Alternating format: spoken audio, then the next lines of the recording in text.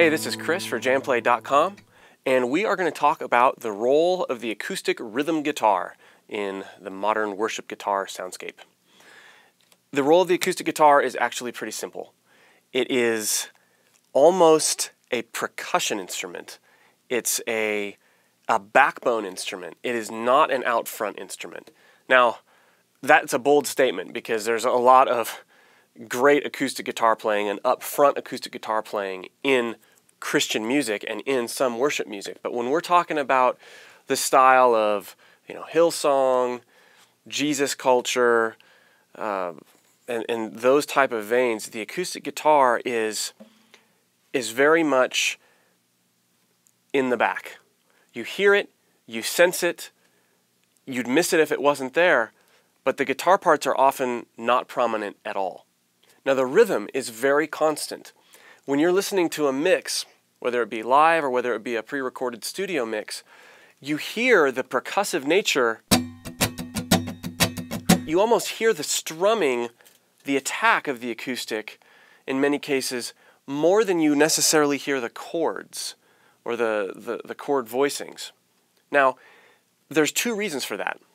It's mixed that way, and it's also played in a way that accentuates that percussion.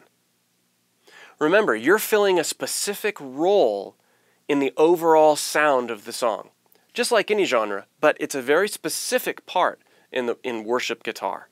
So in this lesson, we're going to take a look at how to strum so you can function as sort of a percussion instrument, and we're also going to take a look at how to play certain chord progressions. What I mean by that is you can play basic E chords, basic A chords, and a B7 chord. And if you're learning chords, you've probably learned those already.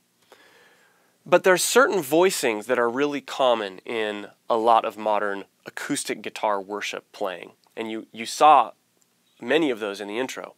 So we're going to go through the keys C, A, G, E, and D. And I'm going to play for you the 1, the 4, and the 5 chords in each one of those keys. Now, if you remember, I asked you to review the Nashville Number System article that I had written for JamPlay. Review it or read it for the first time. But I'm going to explain a little bit more about how you acoustic guitar players can apply the number system in a later lesson. All right, let's move on to the first key. We're going to go ahead and start with A. Your common chord progressions, if you're looking at a worship chord chart or similar, you'd be tempted to play an A. That's your 1 chord. D is your 4 chord. E is your 5 chord. One really cool way that you can transform this, make it a little bit more interesting, just in terms of chord voicings. Play an A2 instead of an A. Here's your A. Take your pinky off, or take the finger that's on the B string and take that off. A2. Now, instead of playing a D, just a straight D, this is a D add 9. We've got the 3rd here, and we have an open E string, high E string. That's your D, that's your 4 chord in that key. And then to play your E, simply slide that up 2 frets. You're utilizing some open strings. Now, what this allows you to do is strum through these transitions, the chord transitions, and have notes ringing out. So it's less fragmented. Example. 2, 3, 4, switch. 3, 4, switch. Almost all the notes had to stop. Or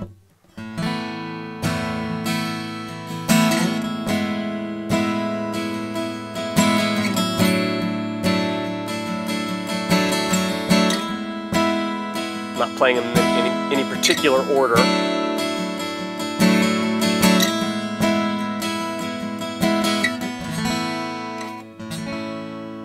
lot of time that 2 leaves some lack of resolution, so you can always at the end go to the main one.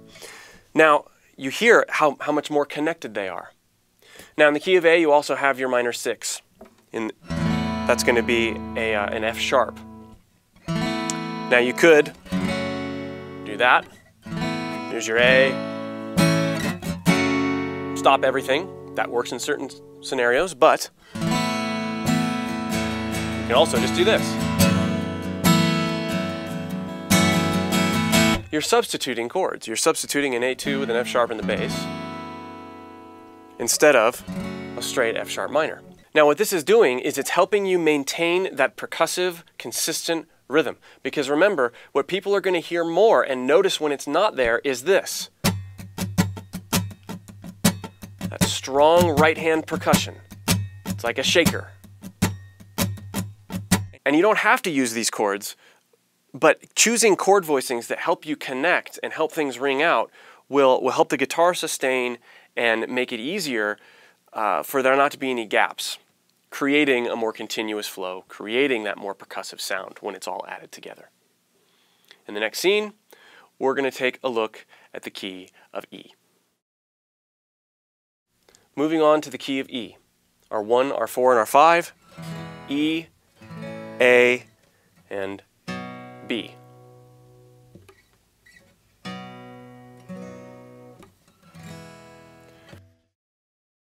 The key of E is a great one for open strings, just like the key of A.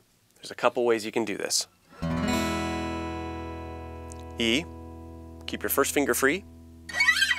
You're going to slide up and use the same exact chord form on the 7th fret. That's your 5 chord, that's B. 4 chord, A. So.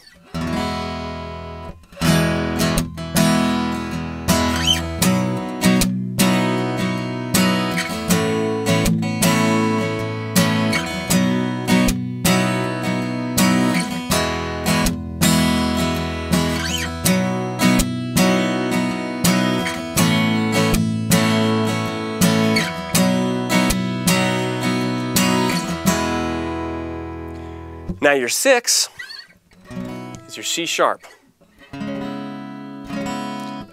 What I'm doing here is I'm moving up from B, 2 frets, and I'm muting with my 4th finger my G string. That's a really good way to do it, you know.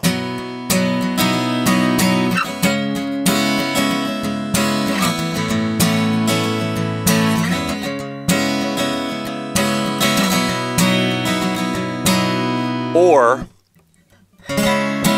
you can always use your 4, your 5. So I'm taking the A2, I'm going up 2 frets, barring it,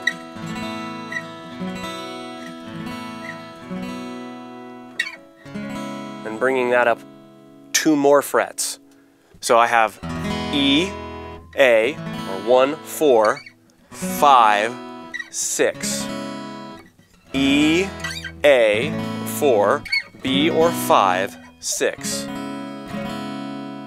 Those are some cool ways to not just play your basic chords. And especially here, because you've got this, B is an awkward chord a lot of times. And so a lot of times you have to kind of stop everything to transition. And many times that sounds great. Depends on what kind of sound you're going for. But if you're going for this open, strummy, percussive sound, much nicer to play that open sound. Now, in the key of E, there is, and really in all keys, this can happen, but this next chord is oftentimes overlooked.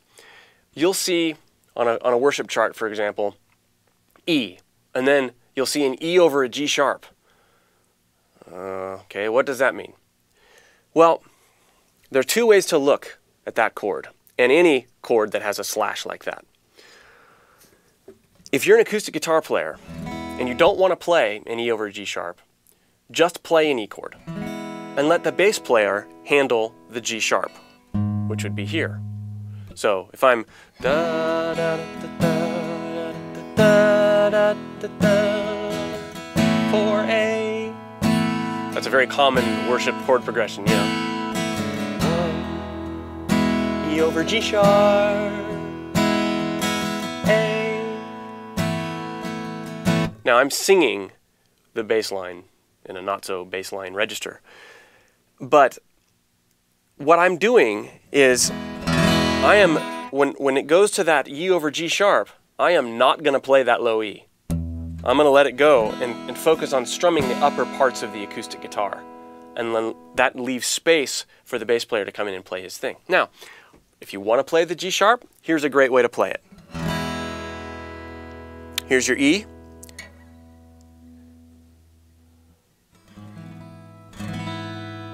Transition again.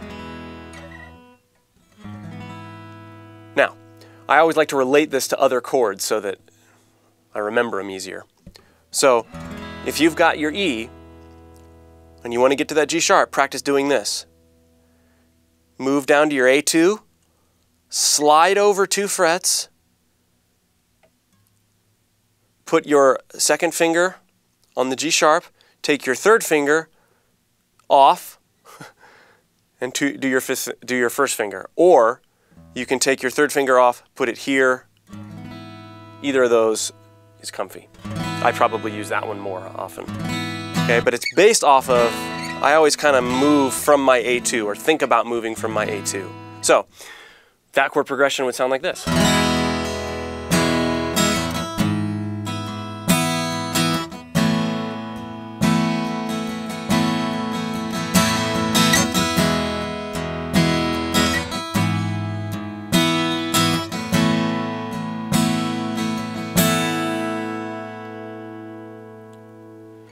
All right, there you have some interesting chord voicings to help with consistent strumming and creative, percussive, minimal sound on your acoustic guitar in the context of a worship band. Keys of A and E.